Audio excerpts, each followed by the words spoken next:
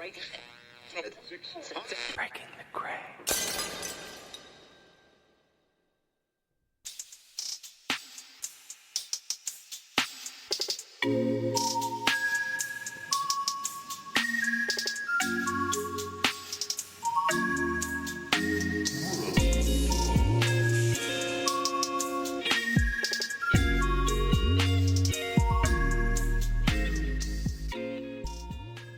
Welcome to the Rebel Scientist Podcast.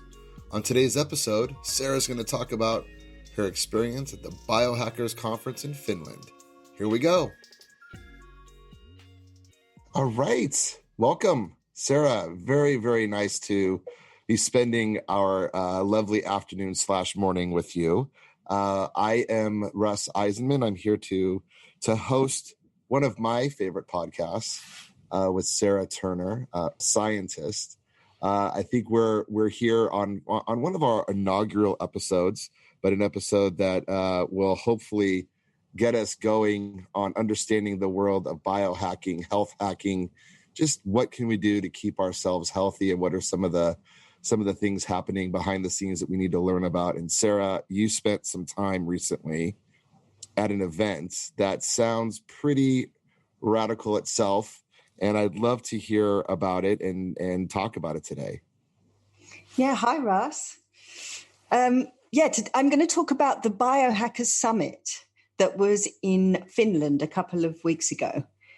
So this is a summit that I've been to regularly. In fact, I think this was my 5th time at this summit, and it's definitely one of my favorites. I think really the Finns are up there when it comes to this whole biohacking movement. And just to explain a little bit about biohacking, it sounds a bit scary, but it's actually about how to build resilience and different kinds of health hacks that you can do, some of which are pretty unconventional. Tell me, how many people attend this event? Is it once a year? Is it multiple times per year? This particular event is once a year, although they're going to scale it up to be twice a year because it's currently in Helsinki, which is a bit of a place to get to. And it's freezing cold. It's always in the winter. So the guys are actually going to be doing it biannually and doing one in the Netherlands. But yes, it's a fairly big event. Their attendance last year was up to probably over 1,000, maybe even 1,200 people. However, we're now in the strange times of COVID, so of course not so many people could travel. So it was actually amazing that they managed to get about 300 or 400 people together. Wow. Pretty incredible because most of Europe is shut down now. And really, I think it was a very small window to have this event happen because now most people in Europe can't travel. So it was great to kind of grab that very small window to be there. And you've been doing this for several years now. We can talk about that in a second. But how has this event grown? Have you been going to it when it was 100 people and now it's up to 1,200, and then obviously 2020 is the anomaly year. But has it grown? Have you sort of seen more and more people jumping onto this biohacking bandwagon, and you're welcoming them, of course. But how is it growing? Yeah, well, I was living in California actually when I first came to know about it, and that's really where it came from, the biohacking movement. So probably, I don't know, maybe 5 or 6 years ago, there started to be these groups forming. And initially, when I started going, it was just small meetup groups, like 30 people in a room. I remember going to one in Santa Cruz, and it literally was just 12 people in a room. And that's now turned into the Transformative Tech Conference, which is huge. So, yes, it's definitely gaining in popularity. And now there are events all over the world. The Finnish biohackers are probably the longest standing ones going in Europe. But now there's been one in the UK last year. There's going to be another one in UK next year. Like I say, Netherlands. So, yeah, it's definitely a growing movement. And why the Finnish? I understand California because we're in California, we like to always try new things and always, experimenting. But why the Finnish? That's interesting. Well, I've asked them the same question, and they say because one, they're a fairly serious people. They've it's a very cold place, especially in the winter. So they have a lot of time when they're indoors, like figuring things out. For some reason, I think there's a lot of people there who have an interest in engineering. And although that seems like it might not be the case, actually there's a lot to do with kind of working things out. So I think it's just a case that there was a group of people who came together. The Finnish guys who organise it, there's an engineer, there's a doctor, there's a nutritionist, all in that kind of the people that founded it. So I think they just have the expertise there and they have that methodological approach, which is very cool.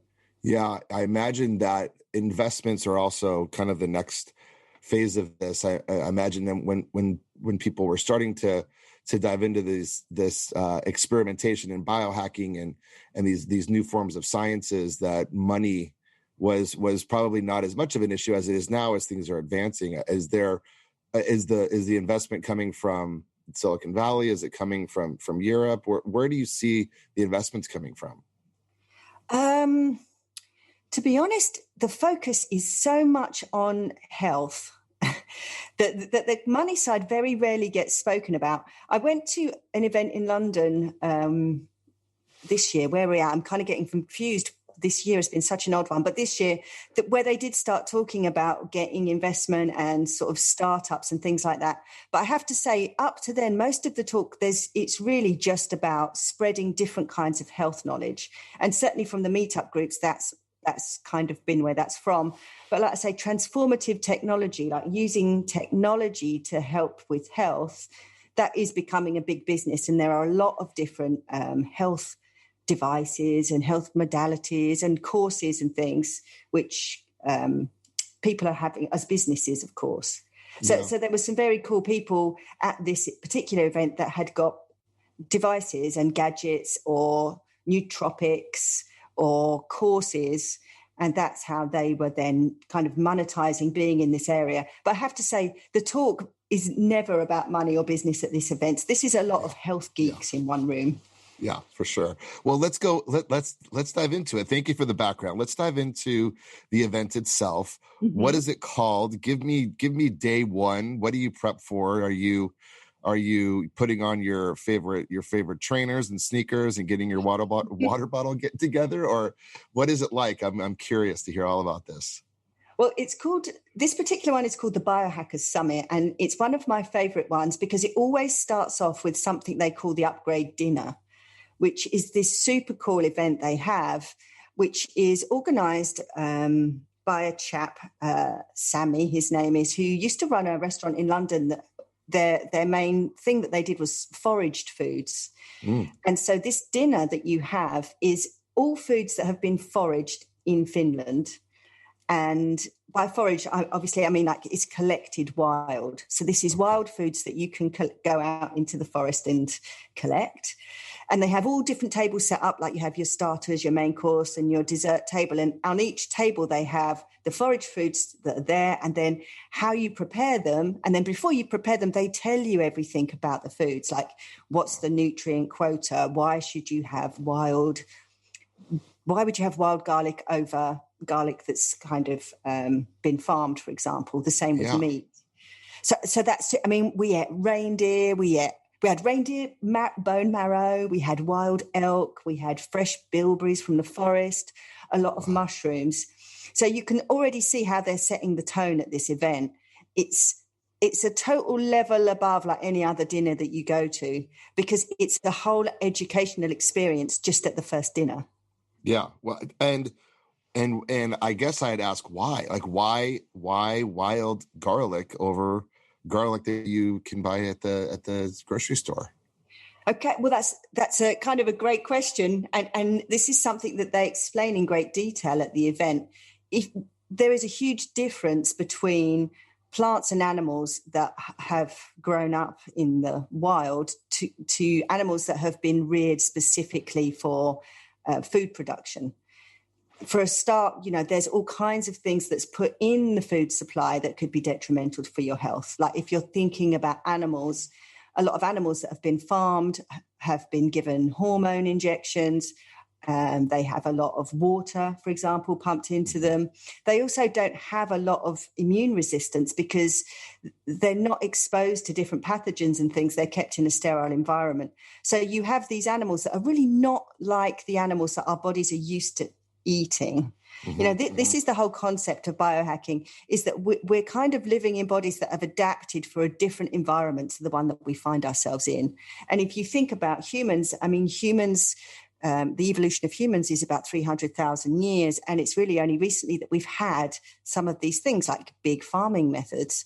And so our bodies are not used to it. We've gone for that whole period of time where we have eaten wild animals, wild garlic, because it's out in the wild, it has to defend itself against wild predators. So it has different kinds of chemicals in its composition that enable it to live in a wild environment. And because of that, it has more nutrients and it has just a different biochemical reaction in our bodies.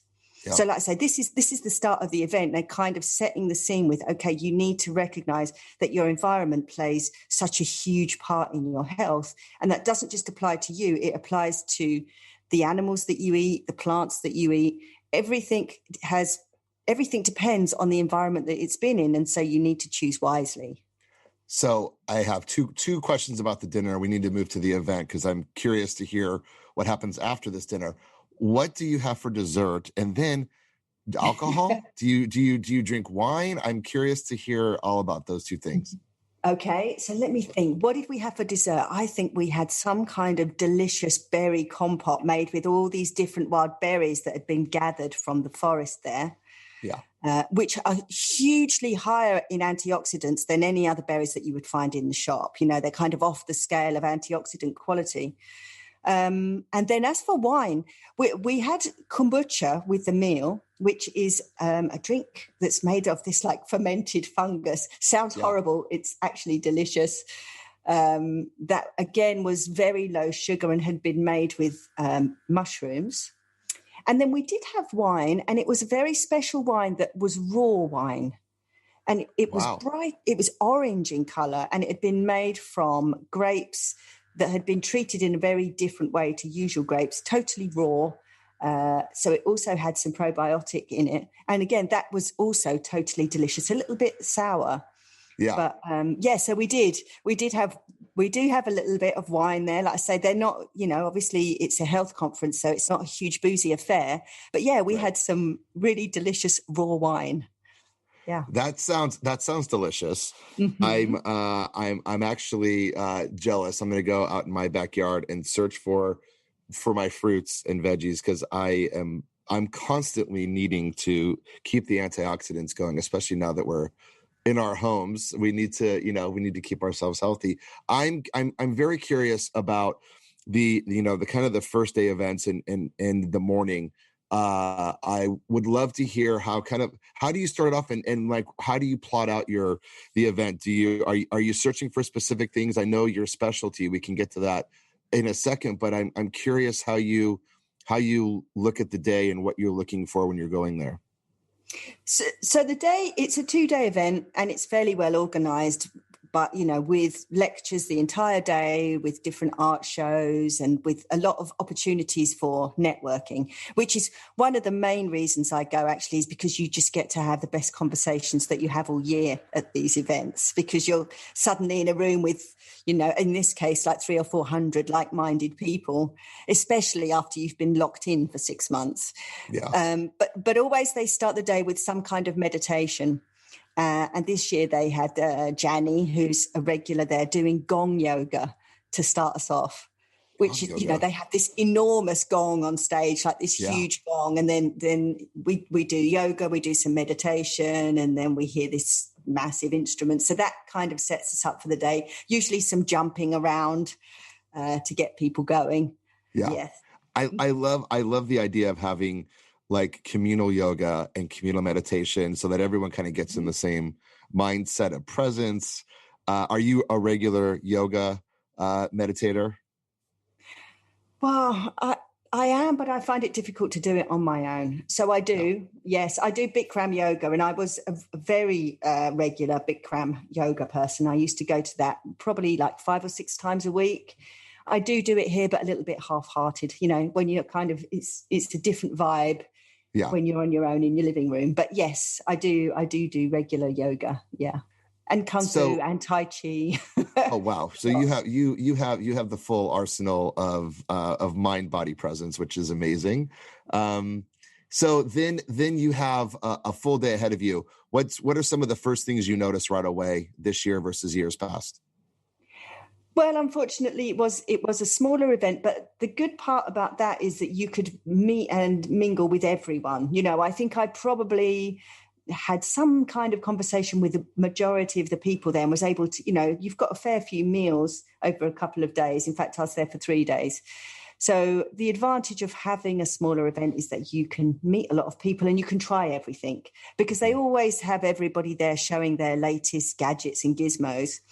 So I was able to do everything that there was there this year. Yeah. What stood out? What was the thing that just caught your eye first off? Well, one of the things that I'm definitely going to invest in, I just need to get myself somewhere where I'm a little bit more settled, is the Sally chair and desk, which there was this guy who's been there a couple of times. His name's Vasily, and he has this special chair. Now this is something that it's a bit of an odd concept, because it's kind of about how you sit. And like for men, you're constantly kind of sitting, like squashing all your sex organs actually, but like sitting with your back, like not pressed up back into a chair, like slouching. So this chap's made this brilliant chair. It's like, it looks like a saddle. It's actually got like a gap in the middle. So you can kind of put your bits and pieces in between this gap. And also for women, it kind of tilts the pelvis forward so that you're actually sitting, so your spine is very straight. Yeah. And there was a very good lecture on this, and all about how actually even just your posture and how you sit has a massive influence on your physiology. And of course, that's what we're all doing now. We're all sitting at our desks. And so, the whole thing about having good blood flow, having good lymph flow in your body, actually sitting in a position where your spine and your pelvis are in the right place. Sure. That was great. And so I actually was interviewed on stage a couple of times, and they sat you in these saddle chairs. And it's amazing, even having that posture, how it makes you even feel different. When you're sitting up straight, you feel more in control in a certain way, kind of slouching around. So that was one of my favorite things. So this is fascinating. I'm curious about so many things here. So first off, it's shaped like a saddle. Is there a back to the chair, or is it just a saddle? It's just a saddle.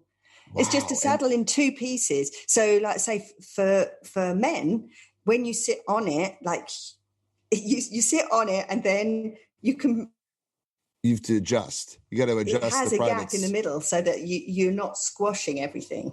And I imagine you can adjust yourself. And actually the guy's so funny because he's actually invented special clothes that you can also wear with this. Yeah.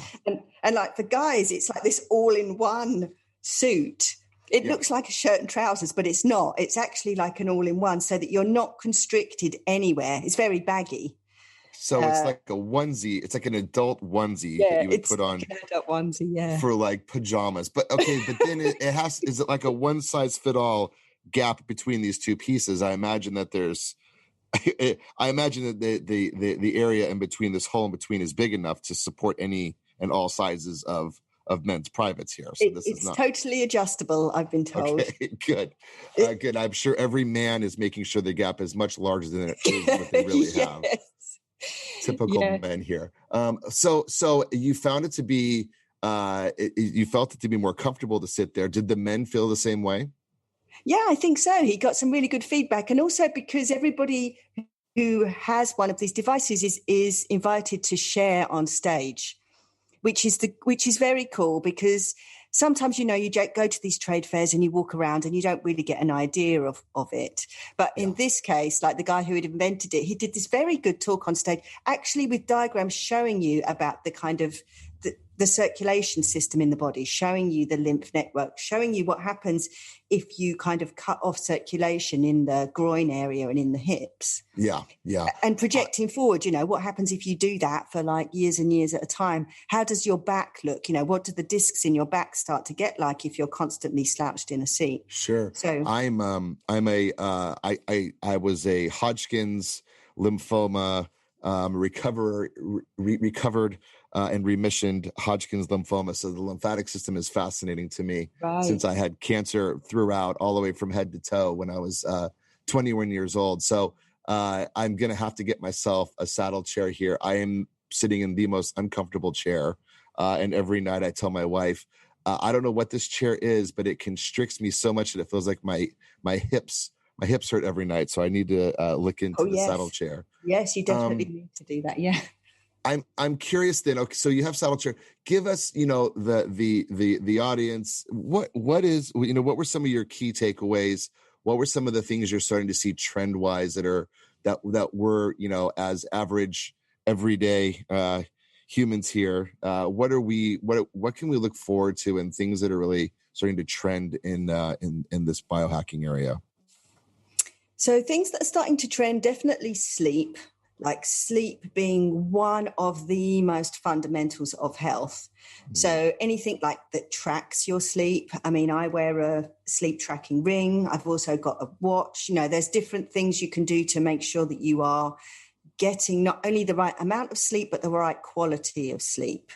And a lot of people are talking about correlating sleep with all manner of health conditions. So that's something that I've seen that's continued. Of course, we're in this time of COVID, so a lot of the talk was about the immune system and how to build up immunity. And one of the most interesting sessions was called Kung Fu Flu. And it was really about how do you deal with respiratory infections? How do you prevent them? And then what do you do if you get them? So that's obviously very topical right now. And it was probably it was more interesting because it was telling you how you can interact with bacteria and viruses. These events, like I say, they're a little bit unconventional in their thinking. So it's not about, seeing this virus as something that you have to eradicate, because we've lived with viruses. And in fact, bacteria and viruses have been how humans have evolved, over all of this time. Yeah. And we are actually more bacteria and viruses than we are humans if you count cell for cell, like in the human body. Wow. We are actually more bacteria and viruses than human. So how do you live in harmony with the viruses and bacteria, both inside and in your external environment? So that was a very fascinating thing. And quite a lot of people were talking about this whole thing of, it's called the holobiont, like this collection of bacteria and viruses that we are. How do you live with that and make yourself more resilient to the harmful ones?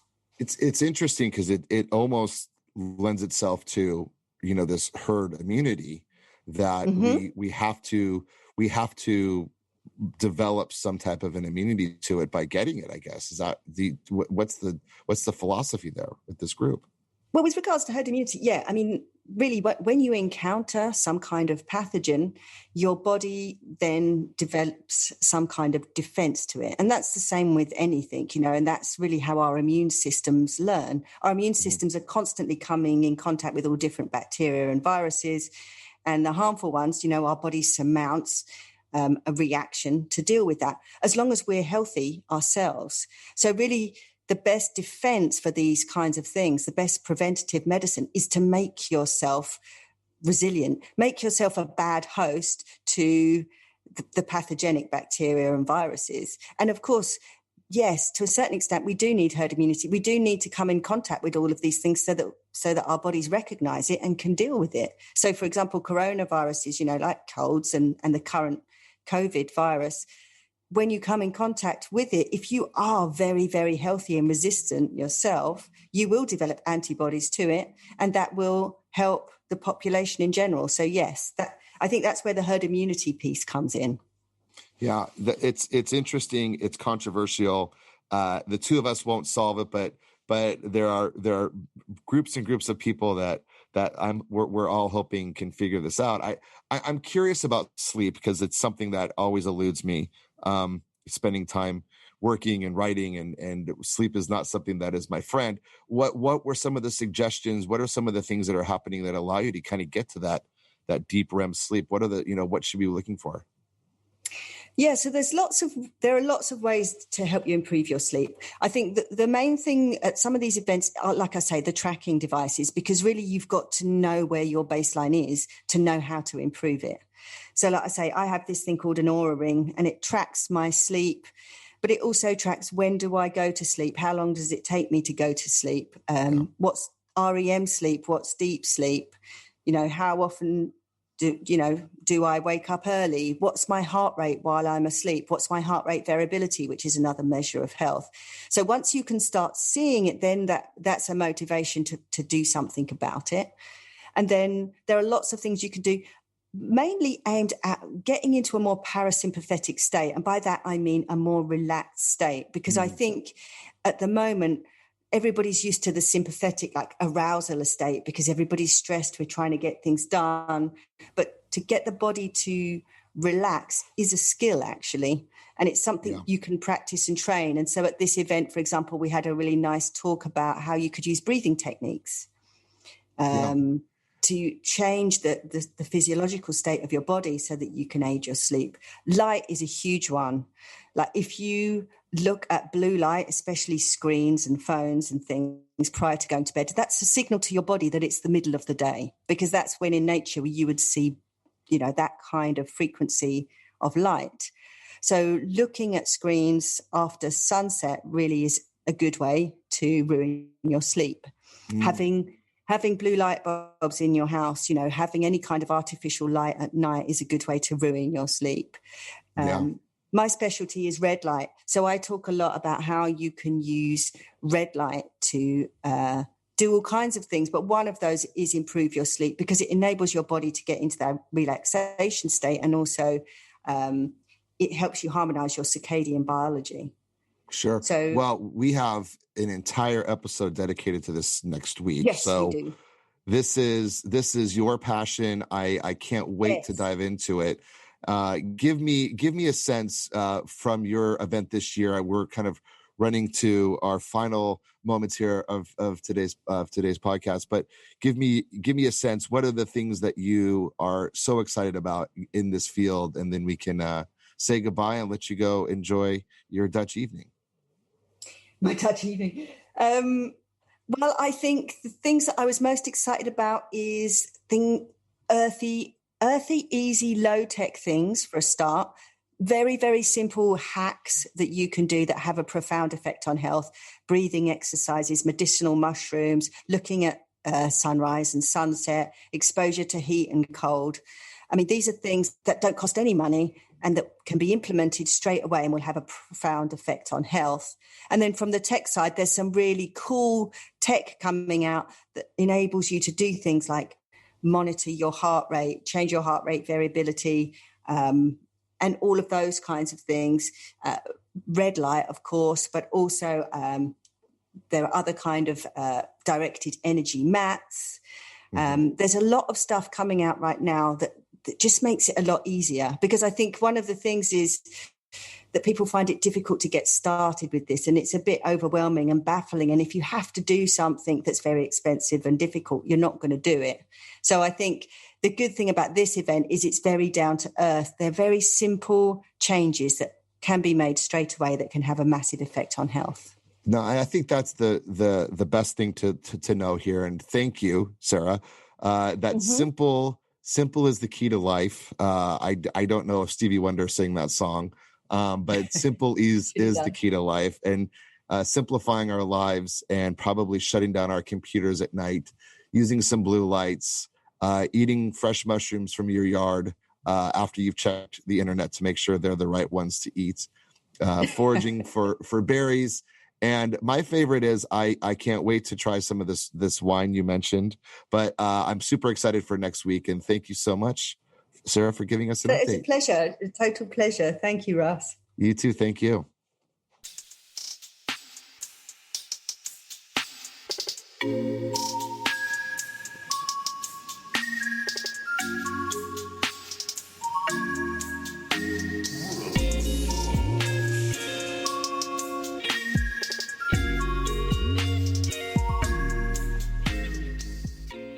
The Rebel Scientist Podcast is a Breaking the Gray production, created by Russ Eisenman and Paul Wood, hosted by Sarah Turner, music and sound editing by Logan Shea. For more information and other fantastic podcasts, visit breakingthegray.com.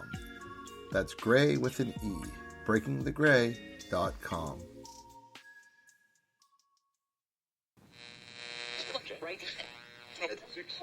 Breaking the gray.